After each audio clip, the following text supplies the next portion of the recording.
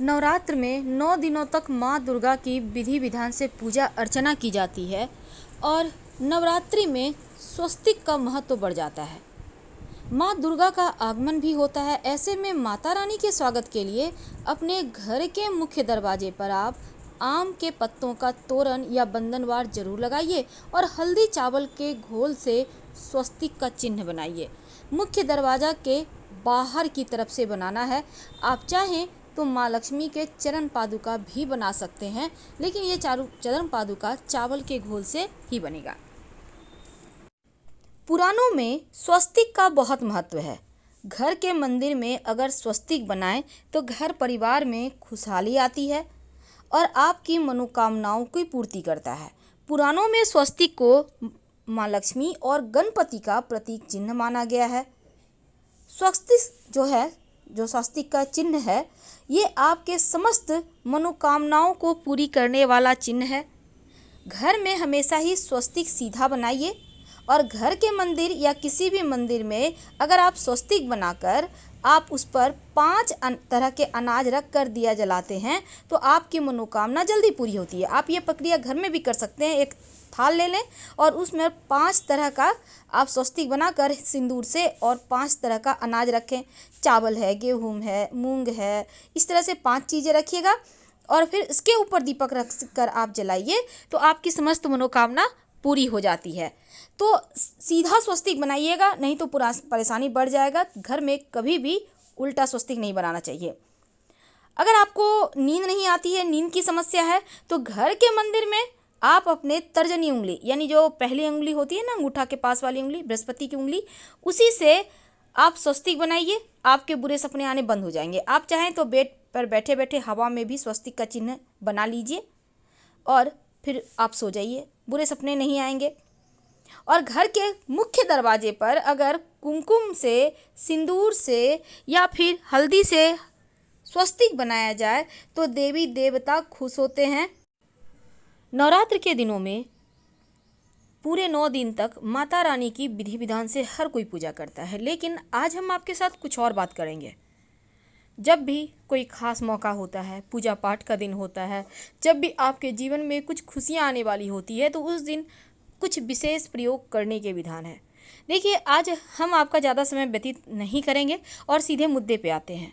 आप दिन की शुरुआत कैसे करते हैं, ये नवरात्र के दिनों में बहुत मायने रखता है। बिना किसी समय गवाए किसी भी तरह का, चलिए आते हैं मुद्दे पे।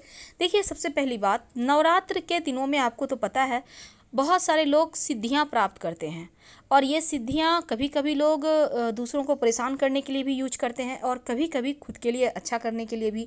लेकिन आज हम तमाम लोगों के तांत्रिक क्रियाओं से बचने के लिए, क्योंकि नवरात्र के दिनों में खासकर बच्चे को आप बहुत जतन से रखती हैं, उन्हें काजल लगाती हैं, किसी का दिया हुआ सफ़ेद वस्तु खाने को मना करती हैं, तमाम विधि विधान तो होते हैं, लेकिन नवरात्र के दिनों में कुछ खास प्रयोग किए जाते हैं।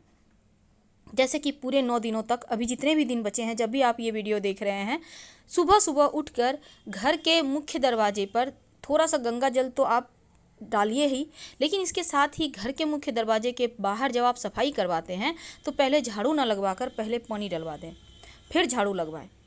घर में जब आप पोछा वगैरह लगाइए, ये सुबह का काम है पूजा करने के पहले।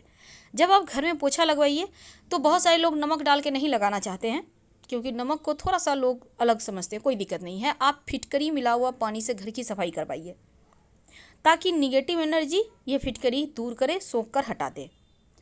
अब घर जो सपनों का घर होता है, उसको बेहतर करने के लिए सबसे पहली बात तो घर के मुख्य दरवाजे को सजाइए, क्योंकि माता रानी का आगमन हो चुका है और हो सकता है किसी भी क्षण आपके घर में पधारे।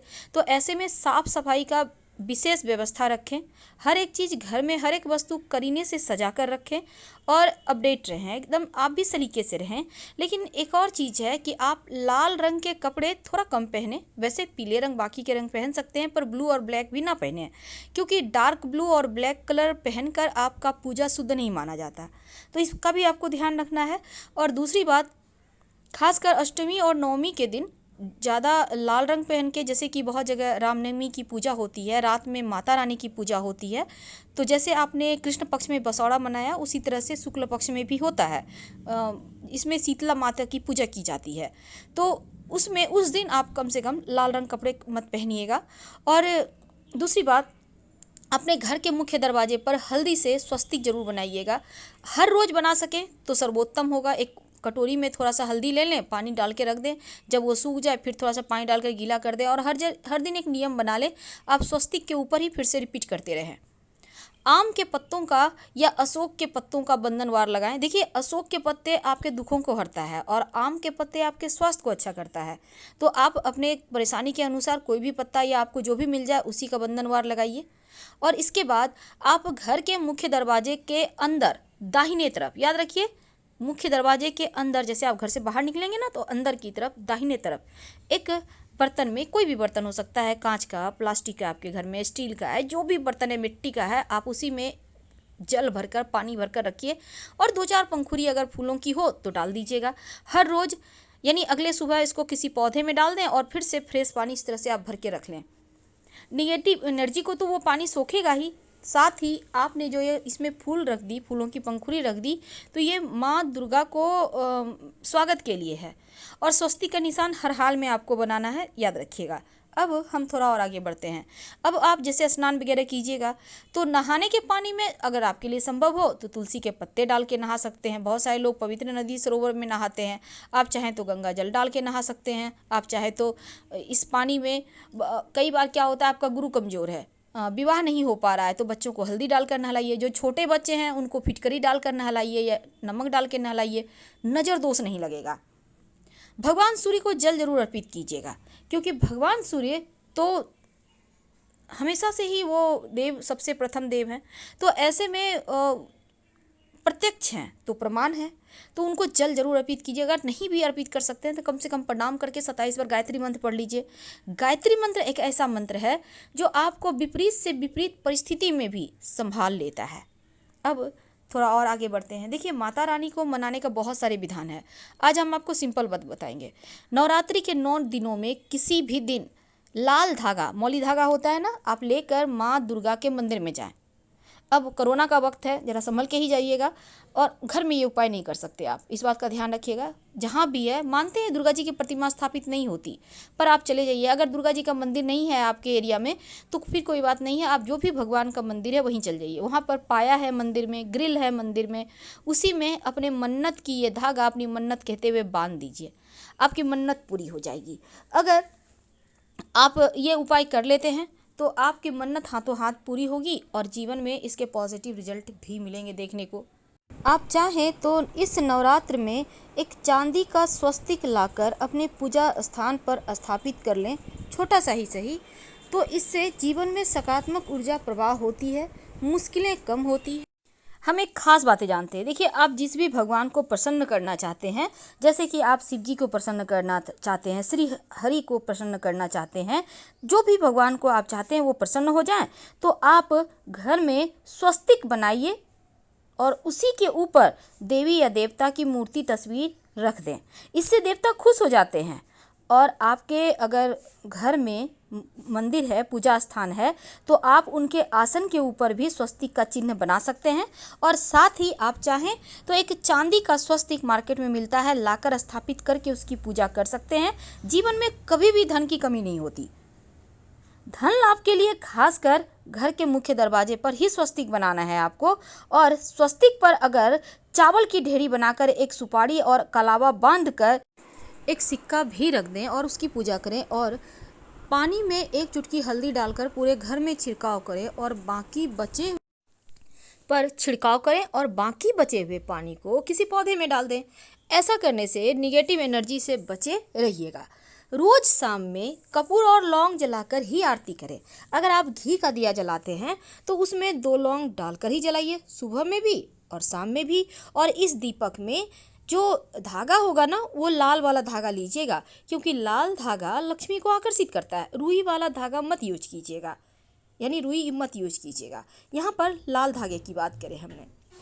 अब एक छोटा सा प्रयोग, बहुत सिंपल है लेकिन इसके फल आपको मिलेंगे। देखिए, नवरात्र के दिनों में एक छोटा सा प्रयोग किया जाता है उल्टा स्वस्तिक का। अभी तक हमने आपको कहा कि एक सीधा स्वस्तिक कैसे सिंपल तरीके से आप घर के मुख्य दरवाजे पर बनाएं, लेकिन एक उल्टा स्वस्तिक आपकी समस्त मनोकामना को पूरी कर सकता है। क्या करेंगे? किसी भी दिन माता रानी के मंदिर जो जाए, मंदिर में यानी घर में नहीं करना है, ये बाहर जाके करना है। अगर आपके घर के आसपास दुर्गा जी का मंदिर नहीं है तब आप किसी भी देवता के मंदिर में कर सकते हैं। क्या करेंगे, आप अपने घर से सिंदूर में थोड़ा सा घी या सरसों तेल मिक्स करके किसी भी पास के मंदिर में लेके जाइए। अब मंदिर के दीवार पर एक उल्टा स्वस्तिक बना दें। अब उल्टा स्वस्तिक, देखिए ये वाला सीधा स्वस्तिक है, लेकिन उल्टा स्वस्तिक यानी स्वस्तिक में जो 4 भुजाएं हैं वो उल्टा हो जाएगा। तो उल्टा स्वस्तिक ठीक इसी प्रकार से आपको बनाना है और मन्नत कहकर अपने घर आ जाइए। जब आपकी मन्नत पूरी हो जाए तब फिर से आप भगवान जी के मंदिर जाएं, जहाँ पे आपने उल्टा स्वस्तिक बनाया है वहीं पर पास में एक सीधा स्वस्तिक बना दें और भगवान जी को शुक्रिया कहें। उनको कहें कि प्रभु आपकी कृपा से हमारी मनोकामना पूर्ण हुई है, आपको धन्यवाद, और आप ऐसे ही हमारे ऊपर कृपा बरसाते रहिएगा। तो कितना सिंपल तरीके से उल्टा स्वस्तिक आपके समस्त मनोकामनाओं को पूरा करवाएगा या फिर आपके मनोरथ को पूरी करवाता है। तो सिंदूर का ही यह स्वस्तिक बनाना है, इस बात का सिर्फ ध्यान रखिए।